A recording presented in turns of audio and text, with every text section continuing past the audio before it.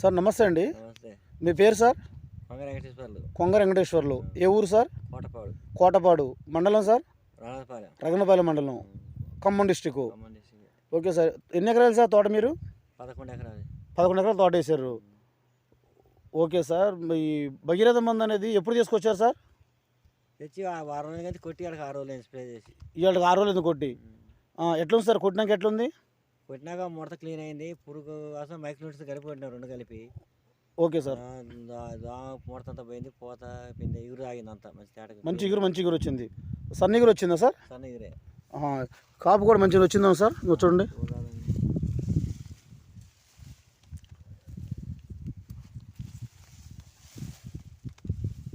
Okay sir. కాపు కూడా మంచిగా వచ్చింది సార్. కాపు వచ్చింది, మంచి పూత వచ్చింది, ఇగురు వచ్చింది మంచిగా. అంటే దగ్గర కనుపులు వచ్చినాయి కదా సార్? సన్న ఇగురు వచ్చింది, దగ్గరగా ఉంది. మరి ఇంకా మీరు కూడా ఇంకా మిగతా రైతులకు చెప్తారా సార్? చెప్తే ఎందుకంటే కొట్టుకోవచ్చు, వస్తుంది 1-2 సార్లు స్ప్రే చేసుకోవచ్చు. ప్రస్తుతం ఒకసారి చేసినా మేము చేసుకోవచ్చు ఒకసారి సార్. తర్వాత పరిస్థితిని బట్టి మళ్ళీ ఇంకోసారి లేదా సంగతి మళ్ళీ ఇంకోసారి కూడా స్ప్రే చేస్తారా సార్? చేస్తాం. కొంచెం మధ్యలో ఒకసారి తర్వాత స్ప్రే తర్వాత ఇంకోదాం మళ్ళీ చేస్తాం. ఇంకోదం చేస్తారు.